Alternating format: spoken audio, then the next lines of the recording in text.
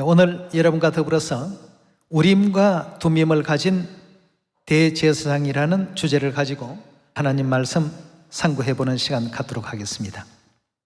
구약의 역사 가운데 우림과 둠밈을 가진 대제사장이 일어나기까지에는 아무것도 할 수 없는 영적인 우리의 어떤 그 상태를 보여주는 예언이 성경 기록 가운데 있습니다. 구약에는 이스라엘 민족들과 뗄래야 뗄 수 없는 한 나라가 있습니다. 바로 바벨론 나라입니다. 이 바벨론 나라에 이스라엘 백성들이 포로로 잡혀가고 거기에서 또 바벨론을 오랜 세월 동안 섬겨야만 하고 이런 역사들 가운데서 결국 바벨론에서 이스라엘 백성들이 해방받고 또 본국으로 돌아오는 이런 많은 예언들이 성경 속에서 살펴볼 수 있는 대목들입니다. 그럼 영적 바벨론의 포로로 잡혀서 참 하나님을 알지 못하는 가운데 억압당하고 영적으로 구속당했던 그러한 하늘 백성들을 영적 그 바벨론에서 해방시켜 주시고 속량시켜 주시는 구약의 바벨론의 포로로 잡혀갔다가 해방된 이런 어떤 역사 속에서 오늘날 우리의 모습을 발견해 볼 수가 있는 것입니다. 바벨론의 포로로 잡혀갔다가 해방받는 그 과정 속에 아주 중요한 문제가 일어나게 됩니다. 바벨론에 포로되었다가 해방받는 그 사람들 가운데서 이 사람이 진짜 이스라엘 백성이 맞는지 안 맞는지, 이 참 하나님의 백성인지 아닌지 이걸 가려내는 데 있어서 오랜 시간과 세월이 지나다가 보니까 족보가 애매모호해져 버린 사람들이 들어 있었습니다. 바벨론 사람들과 섞여 살다가 보니까 이스라엘 사람들끼리만 결혼하는 것이 아니라 이스라엘 남자가 바벨론의 여성과 결혼할 수도 있고 이스라엘 여성이 또 바벨론의 남성과 결혼할 수도 있고 그 사이에 태어난 자녀가 또 바벨론의 사람들과 결혼할 수도 있고 이러다가 보니까 나중에 시간이 좀 많이 지나고 보니까 이 족보 문제가 상당히 애매해졌습니다. 이 사람이 과연 이스라엘 사람인지 아니면 바벨론 사람으로 봐야 하는지 이렇게 애매한 문제가 발생이 되었습니다. 이 사람이 하나님 백성이다 아니다를 판단할 기준이 있어야 되는데 그 누구도 판단할 수가 없는 것입니다. 그때 성경 속에서 이제 말씀 주신 그 족보에 대해서 확인할 수 있는 그 길은 오직 우림과 둠밈을 가진 대제사장이 출현하셔야 되고 그 우림과 둠밈을 가진 제사장의 등장이 없이는 결단코 이스라엘 백성들로 받아줄 수 없는 그런 어떤 상황이 되었습니다. 오늘날 이 시대에도 영적 바벨론에서는 해방되어서 자유민이 되었다고 할지라도 하나님 백성이냐 아니냐 하는 이 문제에 있어서 누가 등장해야만 하나님 백성으로 인정을 받을 수 있는가? 우림과 둠밈을 가진 이 제사장이 출현하지 아니하고는 결단코 우리가 내가 하나님의 백성이다 인정할 수 있는 그 기준과 근거가 없다는 것입니다. 오직 우림과 둠밈을 가진 제사장이 등장하시고 그 제사장의 판결에 의해서 하나님 백성과 아닌 자로서 분류될 수 있더라는 것입니다. 에스라 2장을 통해서 예언적인 그 모습을 한번 확인해 보도록 하겠습니다. 에스라 2장 1절의 말씀 보도록 하겠습니다. 옛적에 바벨론 왕 느부갓네살에게 사로잡혀 바벨론으로 갔던 자의 자손 중에 노임을 받고 예루살렘과 유다도로 돌아와 각기 본성에 이른 자 곧 스룹바벨과 예수아와 느헤미야와 스라야와 이렇게 해서 이제 각 그 족보에 대한 내용들이 계속 나오고 있는데요. 59절에 보시면 델멜라와 델하르사와 그룹과 악단과 또 인멜에서 올라온 자가 있으나 그 종족과 보게가 즉 족보가 이스라엘에 속하였는지는 증거할 수 없더라고 했습니다. 오랜 시간이 지나고 보니까 애매한 어떤 위치에 있는 자들이 생겨났습니다. 바사왕 고레스 시대 때 이제 본국으로 해방시켜 주겠다 하는 이런 해방령에 의해서 해방은 되는데 이 사람들이 이스라엘 민족인지 아닌지에 대한 이것이 굉장히 애매해져 있었습니다. 자, 59절에 다시 보겠습니다. 델멜라와 델하르사와 그룹과 악단과 인멜에서 올라온 자가 있으나 그 종족과 보게가 이스라엘에 속하였는지는 증거할 수 없으니 60절입니다. 저희는 들라야 자손과 도비야 자손과 느고다 자손이라. 도합이 652명이요 제사장 중에는 하바야 자손과 학고스 자손과 바르실레 자손이니 바르실레는 길라 사람 바르실레의 딸 중에 하나로 아내를 삼고 바르실레 이름으로 이름한 자라. 이 사람들이 보게 중에 자기 이름을 찾아도 얻지 못한 고로 아무리 찾아봐도 자기 이름이 없습니다. 우리가 마치 생명책에 이름이 있어야 되는 것처럼 하나님의 백성이라고 하면서 생명책에 이름이 없다, 그건 절대 인정할 수가 없는 것입니다. 그렇지 않습니까? 그래서 이 62절에도 이 사람들이 보게 중에 이스라엘 민족의 어떤 그 족보 중에 자기 이름을 찾아도 얻지 못한 고로 저희를 부정하게 여겨 제사장의 직분을 행치 못하게 하고 방백이 저희에게 명하여 우림과 둠밈을 가진 제사장이 일어나기 전에는 지성물을 먹지 말라 하였나니라고 했습니다. 여기에 보니까 우림과 둠밈을 가진 제사장이 일어나기 전에는 이 사람들에게는 지성물을 먹을 수 있는 이런 권한을, 다시 말해서 제사장직을 수행할 수 있는 이 권한을 정지시켜버린 것입니다. 왜냐하면 불명확하니까. 이 사람들이 정말 참 이스라엘 사람들이 맞는지 족보에도 없고 말이죠. 굉장히 참 애매한 가운데 있었기 때문에 그 방백이 말하기를 우림과 둠밈을 가진 제사장이 일어나기 전에는 절대 지성물을 먹지 말라 하였더라고 했습니다. 이것도 이스라엘 백성들이 바벨론에서 해방을 받고 본국으로 돌아가는 과정에 이제 일어난 일입니다. 우리가 영원한 천국으로 지금 돌아가는 과정 아니겠습니까? 그렇다면 우림과 둠밈은 무엇을 가리키는가? 출애굽기 우리 28장 열어보도록 합시다. 28장 30절입니다. 28장 30절의 말씀 보시면 너는 우림과 둠밈을 판결 흉배 안에 넣어 아론으로 여호와 앞에 들어갈 때에 그 가슴 위에 있게 하라. 아론이 여호와 앞에서 이스라엘 자손의 판결을 항상 그 가슴에 둘지니라고 했습니다.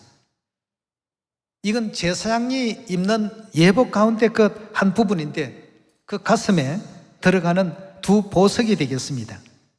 그 이름을 우림과 둠밈이라고 이렇게 표현하는데요. 그럼 우림이 갖는 뜻은 무엇이고 둠밈의 그 뜻은 무엇인지 우림과 둠밈 옆에 보면 1번, 2번 이렇게 기록되어 있지 않습니까? 1번 우림을 뭐라고 했습니까? 빛이라고 되어 있고 둠밈은요? 완전함. 우림과 둠밈은 완전한 어떤 빛을 의미합니다. 다시 말하면 완전한 진리, 빛은 진리를 뜻하고 또 요한 1서에 보면 하나님은 빛이시라고도 표현하고 있지 않습니까? 그럼 완전한 진리의 어떤 우림과 둠밈을 가진 이 제사장이 누구신지를 우리가 한번 확인하고 파악해 볼 필요가 있겠습니다. 구약에는 제사장이 입는 그 예복 속에 우림과 둠밈의 그 두 보석을 넣게끔 했던 그 예식이 있었죠. 그럼 빛과 완전함이라고 하는 것은 즉 완전한 진리를 가지고 이 땅에 오신 제사장이 누구신가? 우리가 그 문제를 확인해 보시게 된다면 우림과 둠밈을 가지시고 이 땅에 오실 제사장이 누구인가를 확인할 수가 있겠습니다. 자, 그럼 가장 완전한 진리는 어떤 진리라고 성경이 설명하고 있는지 히브리서 7장 11절의 말씀 보겠습니다. 히브리서 7장 11절의 말씀 보시면 레위 계통의 제사 직분으로 말미암아 온전함을 얻을 수 있었으면 했습니다. 온전함을 얻을 수 있었으면 하는 것은 온전하지 못했다는 뜻 아니겠습니까? 레위 계통의 제사 직분은 어떤 언약이죠. 옛 언약, 옛 율법. 그것은 온전하지 못했다는 얘기입니다. 백성이 그 아래서 율법을 받았으니 어찌하여 아론의 반차를 쫓지 않고 멜기세덱의 반차를 쫓는 별다른 한 제사장을 세울 필요가 있느냐고 했습니다. 아론의 반차는 완전하지 못했기 때문에 완전한 진리인 멜기세덱의 반차를 하나님께서 세우셨다는 의미가 되겠습니다. 12절입니다. 제사의 직분이 변역하였은즉 율법도 반드시 변역하리니. 제사의 직분이 어떤 제사에서 어떤 제사로 변역이 되었습니까? 아론의 제사 직분에서, 즉 레위의 제사 직분에서 멜기세덱의 제사 직분으로 바뀌었고, 또 율법도 반드시 변역한다고 했는데 옛 언약의 율법에서 새 언약의 율법, 즉 그리스도의 율법으로 변역될 것을 히브리서 7장에서는 말하고 있습니다. 히브리서 7장 13절의 말씀 봅니다. 이것은 한 사람도 제단 일을 받들지 않는 다른 지파에 속한 자를 가리켜 말한 것이라. 우리 주께서 유다로 쫓아나신 것이 분명하도다. 이 지파에는 모세가 제사장들에 관하여 말한 것이 하나도 없고 멜기세덱과 같은 별다른 한 제사장이 일어난 것을 보니 더욱 분명하도다. 16절의 말씀 보시면 그는 육체에 상관된 계명의 법을 쫓지 아니하고 오직 무궁한 생명의 능력을 쫓아낸 것이니 증거하기를 너가 영원히 멜기세덱의 반차를 쫓는 제사장이라 하였도다.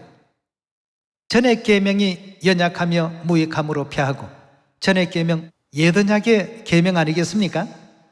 옛 언약의 그 계명이 연약하며 무익함으로 패하고 율법은 아무것도 온전케 못할지라. 이에 더 좋은 소망이 생기니 이것으로 우리가 하나님께 가까이 가느니라. 또 예수께서 제사장 된 것은 맹세 없이 된 것이 아니니 저희는 맹세 없이 제사장이 되었으나 오직 예수는 자기에게 말씀하신 자로 말미암아 맹세로 되신 것이라. 주께서 맹세하시고 뉘우치지 아니하시리니 내가 영원히 제사장이라 하셨도다 하고 했습니다. 그러니까 맹세로 세워진 예수님이 영원한 대제사장이시오. 어떤 반차를 쫓는 제사장이라고요? 멜기세덱의 반차를 쫓는 제사장이라고 했습니다. 22절의 말씀 봅니다. 이와 같이 예수는 더 좋은 언약의 보정이 되셨느니라. 저희 제사장이 된 자의 수요가 많은 것은 죽음을 인하여 항상 잊지 못함이로되 예수는 영원히 계심으로 그 제사 직분도 어떠하다고요? 갈리지 않는다. 즉 바뀌지 않는다. 변하지 않는다. 그럼 그 제사 직분이 변하지 않고 영원 세세토록 존재되는 것이라고 한다면 어떠하기 때문에 영원 세세토록 존재하는 것입니까? 완전하기 때문입니다. 멜기세덱의 반차는 영원한 하나님의 참된 진리라는 사실을 확인할 수가 있는 것입니다. 그렇다면 우림과 둠밈을 가진 어떤 제사 직분을 가지시고 등장하시는 분을 기다려야 되겠습니까? 그렇다면 그가 곧 우림과 둠밈을 가지시고 두 번째 이 땅에 오신 그리스도라는 사실을 확인할 수 있지 않겠습니까? 오늘날 이 시대에 그 우림과 둠밈을 가진, 다시 말해서 갈리지 않는 완전한 진리의 그 빛이 되신 그 멜기세덱의 반차를 가지시고 이 땅에 오신 그리스도를 영접하지 못하고 만나지 못했더라면 여러분도 저도 천국 가는 것은 이건 포기해야 됩니다. 너희는 택하신 족속이요 또 왕같은 제사장이니라고 말씀하신 그 말씀에 비추어 보더라도 우리가 그리 될 수 있었던 이유는 누구를 만났기 때문입니까? 우림과 둠밈을 가지신 이 대제사장을 만났기 때문에. 그가 오시지 않았더라고 한다면 여러분도 저도 나는 천국 간다, 나는 구원받는다 스스로 그렇게 장담할 수 없도록 되어 있는 것이 성경에서 일러주신 예언이 되겠습니다. 베드로전서 2장 9절의 말씀 보겠습니다. 자, 이 시대에 그러면 우리는 어떤 입장으로 놓여 있는가? 마치 바르실레 그 집안과 같은 그런 위치에 있는데요. 9절의 말씀 보시면 오직 너희는 택하신 족속이요. 뭐라고 했죠? 왕같은 제사장들이요. 거룩한 나라요. 그의 소유된 백성이니 이는 너희를 어두운 데서 불러내어 그의 기이한 빛에 들어가게 하신 자의 아름다운 덕을 선전케 하려 하심이라. 너희가 전에는 백성이 아니더니 이제는 하나님의 백성이요. 전에는 긍휼을 입지 못하였더니 이제는 긍휼을 얻은 자니라 하였습니다. 자, 여기도 보니까 전에는 우리가 백성이 아닌 위치에 있다가 이제는 하나님의 백성된 자로서 이제 등장할 수가 있게 되었고, 전에는 긍휼을 얻지 못하던 위치에 있던 우리가 이제는 긍휼을 입을 수 있는 위치 가운데 서게 되었습니다. 누구로 말미암아서죠? 우린과 두뼘을 가지신 대제사장 그리스도로 말미암아서 초림 때는 예수라는 이름으로, 이 재림 때는 새 이름으로 이 땅에 오신 그 그리스도를 영접지 못한 사람들은 결단코 하나님의 기이한 빛에 나아갈 수 있는 이런 제 특권과 자격이 없는 것 아니겠습니까? 그럼 우리를 여기서 바르실레 집안과 같은 그런 제사장으로 설명하셨고, 또 지성물을 먹지 못한다고 했는데 그 지성물은 뭘 의미합니까? 구약의 성소 문제를 연구해 보게 되면 성소와 지성소 안에 있는 모든 그 기구들이 다 지성물입니다. 그리고 성소 안에서 나오는 모든 그 음식들, 이 역시 지성물입니다. 여기서 지성물을 먹을 수 없다라고 표현이 나온 것을 볼 때 먹는 지성물을 가리킨다라고 볼 수 있겠습니다. 그렇다면 오늘날 우린과 두뼘을 가지신 대제사장이 등장해서 이제 지성물을 먹어도 좋다라고 하는 판정을 받았다는 걸 뭘로 우리가 증거를 받을 수 있습니까? 여기서 말하는 지성물이 과연 무엇인지를 한번 요한복음 우리 2장을 통해서 확인을 한번 해봅시다. 요한복음 2장 17절의 말씀 함께 보도록 하겠습니다. 2장 17절의 말씀 보시면 제자들이 성경 말씀에 주의 전을 사모하는 열심히 나를 삼키리라 한 것을 기억하더라. 이에 유대인들이 대답하여 예수께 말하기를 내가 이런 일을 행하니 무슨 표적을 우리에게 보이겠나뇨? 예수께서 대답하여 가라사대 너희가 이 성전을 헐라 내가 사흘 동안에 일으키리라. 유대인들이 가로되 이 성전은 46년 동안에 지었거늘 내가 3일 동안에 일으키겠느냐 하더라. 그러나 예수는 성전된 자기 육체를 가리켜 말씀하신 것이더라 하고 했습니다. 결국 지성물은 성전에서 나와야 되겠습니다. 예수님은 이 성전을 성전된 자기 육체를 가리켜 말씀하신 것이더라 하고 했습니다. 그럼 예수님 안에서 나오는 것을 우리가 먹고 마시는 내용이 있죠. 예수님의 살과 예수님의 피를 먹고 마시라고 예수님께서 누누이 설명하신 대목이 있습니다. 자, 우리 그 내용을 요한복음 6장에서 확인을 한번 해보도록 합시다. 구약의 성소에서 나오는 속죄 제물이나 또 화목 제물이나 모든 제사의 제물들을 지성물이라고 표현하는데 성소와 성전은 동일한 어떤 뜻이 되겠습니다. 예수님께서는 자기 몸을 가리켜서 성전이라고 말씀하시고, 그럼 예수님 몸에서 나오는 것 중에 우리가 먹고 마시는 것이 무엇이 있는지 한번 확인해 봅시다. 요한복음 6장 53절의 말씀 보도록 합시다. 53절에 보시면 예수께서 이르시되 진실로 진실로 너희에게 이르노니 인자의 살을 먹지 아니하고 인자의 피를 마시지 아니하면 너희 속에 뭐이 없다고요? 생명이 없나니라. 내 살을 먹고 내 피를 마시는 자는 뭘 갖는다고요? 생명의 지성물인 예수 그리스도의 살과 예수 그리스도의 보혈의 피를 오늘날 우리가 먹고 마실 수 있다는 것은 뭘 의미하고 있습니까? 우린과 두뼘을 가진 제사장으로부터 우리가 하나님의 백성이라는 사실을 인정받았다는 의미가 아니겠습니까? 예. 54절에 다시 봅니다. 내 살을 먹고 내 피를 마시는 자는 영생을 가졌고 마지막 날에 내가 그를 다시 살리리니 내 살은 참된 양식이요 내 피는 참된 음료로다.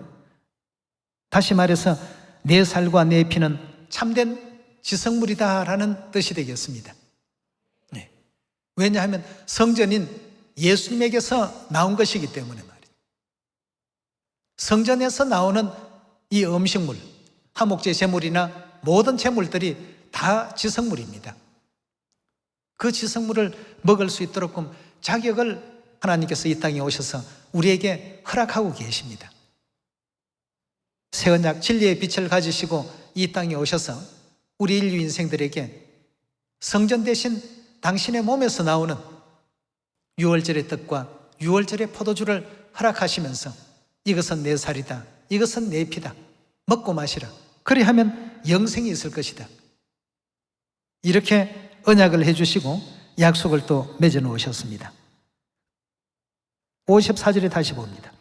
내 살을 먹고 내 피를 마시는 자는 영생을 가졌고 마지막 날에 내가 그를 다시 살리리니 내 살은 참된 양식이요 내 피는 참된 음료로다. 내 살을 먹고 내 피를 마시는 자는 내 안에 거하고 나도 그 안에 거하나니 살아계신 아버지께서 나를 보내심에 내가 아버지로 인하여 사는 것 같이 나를 먹는 그 사람도 나로 인하여 살 것이다 하고 했습니다. 네. 결국 생명을 하나님께서 허락하신다는 이와 같은 중요한 뜻을 예언 속에 보여주시고 계십니다. 성전 안에서 나오는 어떤 내용을 먹으라 마시라고 하신 이 내용은 오직 제사장들에게 허락된 지성물들입니다. 그럼 이 지성물인 그리스도의 살과 그 피는 하나님께서 어떤 예식에 인쳐 놓으셨습니까? 마태복음 우리 26장에서 유월절 속에 인쳐져 있다는 사실을 확인해 보도록 합시다. 17절의 말씀 보겠습니다. 마태복음 26장 17절의 말씀 보시면 무교절의 첫날에 제자들이 예수께 나와서 가로되 유월절 잡수실 것을 우리가 어디서 예배하기를 원하시나이까? 가라사대 성아나무에게 가서 이르되 선생님 말씀이 내 때가 가까웠으니 내 제자들과 함께 유월절을 너 집에서 지키겠다 하시더라 하라 하신대 제자들이 예수의 시키신 대로 하여 유월절을 예배하였더라 그랬습니다. 자, 유월절 잡수시는 장면을 26절에 넘어가 보겠습니다. 저희가 먹을 때에 예수께서 떡을 가지사 축복하시고 떼어 제자들을 주시며 가라사대 받아 먹으라 이것이 내 몸이니라 하시고 27절의 말씀 보시면 또 잔을 가지사 사례하시고 유월절에 포도주가 담긴 잔이죠. 저희에게 주시며 가라사대 너희가 다 이것을 마시라 이것은 유월절의 그 포도주는 죄 사함을 얻게 하려고 많은 사람을 위하여 흘리는 바 나의 피 곧 언약의 피니라 하고 했습니다. 자, 이 지성물을 오늘날 먹고 마실 수 있는 이 사람들에게는 무엇이 허락되어 있습니까? 영생이 허락되어 있고 바벨론에서 그 풀려난다고 해서 무조건 천국 그냥 가는 것이 아닙니다. 우림과 둠밈을 가진 완전한 진리를 가지신 멜기세덱의 반차를 가지시고 이 땅에 오신 그 그리스도의 가르침 안에서 이 유월절 새 언약 생명의 떡과 포도주를 즉 하늘의 그 지성물을 먹고 마신 이 사람들에게 영생이 주어지고 하늘나라가 약속이 되어지고 보장이 되는 것입니다. 우림과 둠밈을 가진 완전한 새 언약의 진리의 법을 가지시고 이 땅에 등장하셔서 모든 인류 인생들에게 영적 지성물인 하나님의 그 살과 하나님의 그 피, 즉 유월절의 떡과 포도주를 먹고 마실 수 있도록 새 언약의 길을 전부 열어주신 이분이 오셔야 우리는 비로소 하늘나라 돌아갈 수 있다라는 확실한 이제 판정을 받을 수 있는 것입니다. 그가 누구십니까, 여러분? 지성물을 먹을 수 있는 이 권세를 누가 주셨습니까? 그리스도 안상훈께서 우리에게 허락하신 내용 아니겠습니까? 예. 여러분과 저는 이 구원이 중요합니다. 누구의 어떤 설교가 대단하고 설교가 좋아서 교회 간다, 그건 굉장히 잘못된 신앙관이라고 봅니다. 하나님이 좋아서 찾는 교회가 되어야 되죠. 안 그렇습니까? 예. 우림과 둠밈을 가지시고 지성물을 먹게 하신 그 영원한 대제사장이신 그리스도 아버지 안사홍님, 새 예루살렘 하늘 어머니 계신 그 곳이라면 그곳에서 올려지는 모든 예배는 향연이 되어서 하늘로 다 올라가는 예배가 되는 것입니다. 구원을 바라보면서 이런 은혜와 축복을 주신 하늘 아버지, 하늘 어머니께 영원한 우리 감사와 영광을 돌릴 수 있는 하늘 자녀들이 다 되시고, 아직도 우리 주위에 하나님을 찾아서 방황하고 있는 그런 불쌍한 영혼들에게도 진리를 소개하고 아버지를 소개하고 어머니를 또 알려드릴 수 있는 이런 기회가 있을 때 열심히 또 사마리아 땅끝까지 복음 전하는 하나님의 아름다운 성도들이 다 되시길 부탁드리면서 오늘 말씀 마치도록 하겠습니다. 감사합니다.